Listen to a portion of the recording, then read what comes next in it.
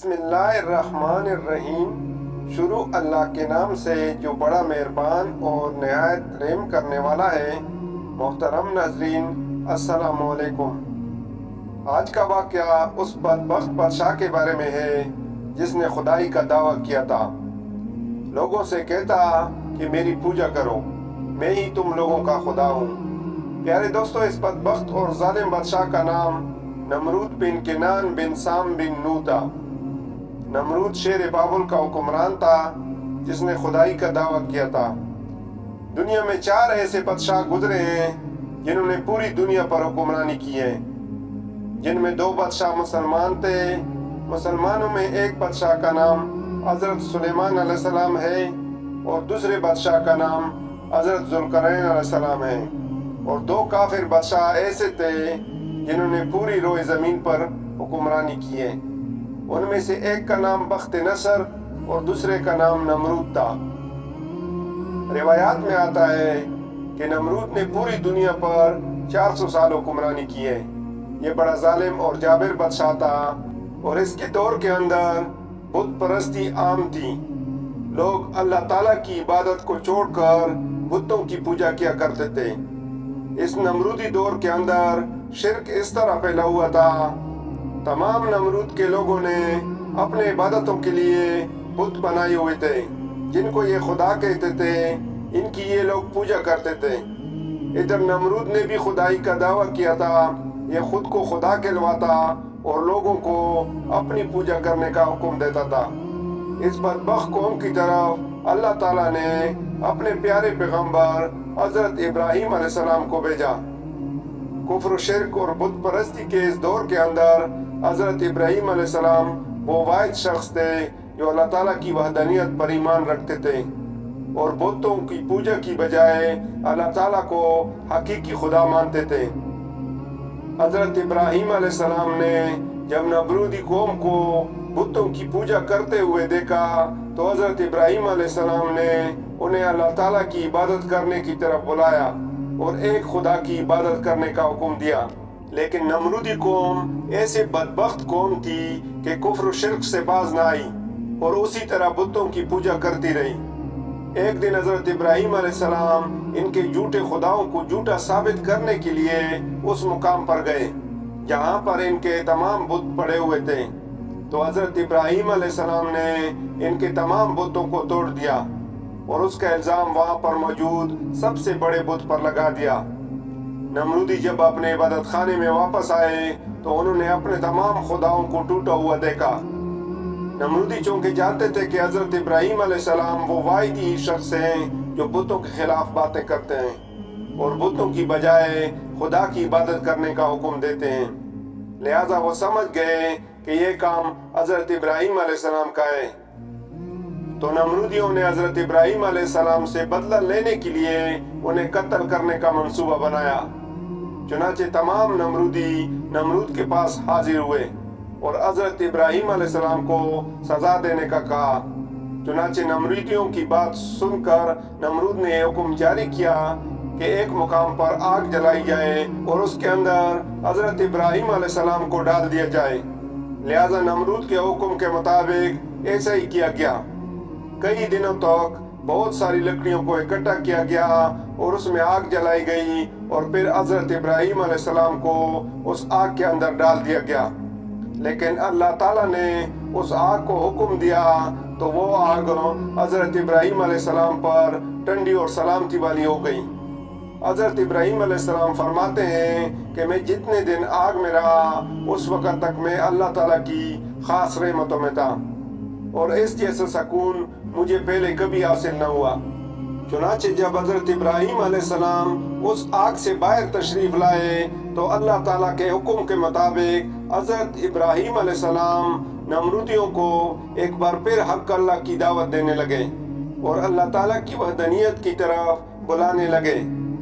حضرت ابراہیم علیہ السلام نے نمرود کو بارہا سمجھایا اور اپنی کفر و شرک سے باز آنے کا کہا اور اللہ تعالیٰ کی وحدانیت پر ایمان لانے کا حکم دیا، لیکن نمرود نے اللہ تعالیٰ کی وحدانیت کا انکار کر دیا اور حضرت ابراہیم علیہ السلام سے مناظرہ کرنے لگا اور حضرت ابراہیم علیہ السلام کے سامنے خدائی کا دعویٰ کر دیا۔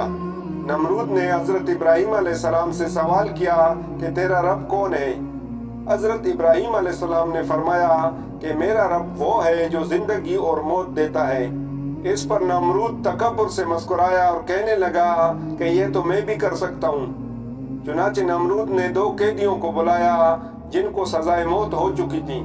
ان میں سے ایک قیدی کو نمرود نے آزاد کر دیا اور ایک کو پھانسی لگا دیا، اور اس طرح نمرود حضرت ابراہیم علیہ السلام سے کہنے لگا کہ دیکھو، ایک کو میں نے زندگی دے دی اور ایک کو موت دے دی۔ اس طرح نمرود حضرت ابراہیم علیہ السلام کے سامنے جھوٹی اور باطل دلیلیں پیش کرنے لگا اور دعویٰ کرنے لگا کہ حقیقی خدا میں ہوں، بتاؤ تیرا خدا کون ہے؟ تو اس وقت حضرت ابراہیم علیہ السلام نے اس بدبخت نمرود کی عقل کے مطابق کہا کہ میرا رب وہ ہے جو سورج کو مشرق سے طلوع کرتا ہے اور مغرب میں غروب کرتا ہے۔ اگر تو سچا خدا ہے تو سورج کو مغرب سے طلوع کر کے دکھا۔ حضرت ابراہیم علیہ السلام کی یہ باتیں سن کر نمرود کا رنگ اڑ گیا اور وہ لاجواب ہو گیا۔ اس طرح نمرود پوری قوم کے آگے ذلیل ہو گیا۔ اس کے بعد بھی حضرت ابراہیم علیہ السلام نے نمرود کو کئی بار اللہ تعالیٰ کی وحدانیت کی طرف بلایا، لیکن نمرود اپنی سرکشی سے باز نہ آیا اور اسی طرح اپنی کفر و شرک پر ڈٹا رہا۔ چنانچہ بار بار حضرت ابراہیم علیہ السلام کی دعوت دینے سے نمرود تنگ آ گیا، تو نمرود حضرت ابراہیم علیہ السلام سے کہنے لگا کہ اگر تیرا خدا سچا ہے تو اس کو بول کے اپنی فوج بھیجے اور میرے ساتھ جنگ کرے۔ چنانچہ جیسی فرعون بدبخت نے یہ بکواس کی تو حضرت جبرائیل علیہ السلام فوراً حضرت ابراہیم علیہ السلام کی برگاہ میں پیش ہوئے اور حضرت ابراہیم علیہ السلام سے کہنے لگے کہ اللہ تعالیٰ کا لشکر جنگ کے لیے تیار ہے۔ حضرت ابراہیم علیہ السلام حضرت جبرائیل علیہ السلام کا یہ پیغام سن کر نمرود سے یہ کہا کہ اللہ تعالیٰ کا لشکر جنگ کے لیے تیار ہے۔ حضرت ابراہیم علیہ السلام کی یہ بات سن کر نمرود کہنے لگا کہ مجھے 3 دن کی مہلت دی جائے۔ اس کے بعد نمرود نے تمام مشرق اور مغرب کے بڑے بڑے جنگجوؤں کو اکٹھا کیا اور بہت سے ہتھیاروں کو جنگ کے لیے تیار کیا۔ اس طرح نمرود نے جب جنگ کے لیے مکمل تیاری کر لی اور اپنی تمام فوج کو اکٹھا کر لیا تو نمرود نے حضرت ابراہیم علیہ السلام کو للکار کر کہا کہ ہماری فوج جنگ کے لیے تیار ہے، تم اپنے رب کی فوج کو بلاؤ۔ چنانچہ اس وقت حضرت ابراہیم علیہ السلام نے اللہ تعالیٰ کی برگاہ میں دعا کی تو اس وقت اللہ تعالیٰ نے مچھروں کی ایک فوج کو بھیجا۔ ان مچھروں کی تعداد اتنی زیادہ تھی کہ ان مچھروں میں سورج بھی نظر نہیں آتا تھا۔ اللہ تعالیٰ نے ان مچھروں کی فوج کو نمرودی فوج کے اوپر مسلط کر دیا تو یہ مچھر دیکھتے ہی دیکھتے نمرودی فوج کا گوشت کھا گئے اور ان کا خون پی گئے۔ تمام نمرودی فوج کی ہڈیاں ہی ہڈیاں باقی رہ گئیں۔ اس دردناک منظر کو دیکھ کر نمرود اپنے محل کی طرف دوڑا اور اپنی بیوی کے کمرے میں چھپ گیا۔ اسی دوران ایک لنگڑا مچھر نمرود کے محل میں داخل ہوا تو نمرود نے اپنی بیوی سے کہا کہ اس مخلوق نے تمام فوج کو ہلاک کر دیا ہے۔ چنانچہ اسی گفتگو کے دوران وہ لنگڑا مچھر اللہ تعالیٰ کے حکم سے نمرود کی ناک میں داخل ہو گیا اور نمرود کے دماغ کو چاٹنے لگا۔ جب وہ مچھر نمرود کے دماغ کو چاٹتا تو اس سے نمرود کو اتنی تکلیف ہوتی کہ نمرود اپنے سر کو دیواروں پر مارتا۔ اس طرح وہ لنگڑا مچھر نمرود کے دماغ میں کئی دنوں تک رہا۔ نمرود نے اپنے محل میں یہ حکم جاری کر دیا جو بھی نمرود کے محل میں داخل ہو وہ نمرود کے سر پر جوتے مارے۔ جوتے مارنے کے بعد نمرود کو تھوڑی دیر آرام محسوس ہوتا، لیکن کچھ دیر کے بعد ویسی ہی تکلیف پھر شروع ہو جاتی، اور اس طرح اللہ تعالیٰ نے ایک حقیر لنگڑے مچھر سے نمرود کو سزا دی اور اس طرح سب دیواروں پر مارتے نمرود کی عبرتناک موت ہو گئی، اور وہ نمرود جو خدائی کا دعوے دار تھا وہ عبرتناک موت مر گیا۔ اس قدر دردناک موت دیکھ کر اللہ تعالیٰ نے نمرود کو رہتی دنیا تک عبرت کا نشان بنا دیا۔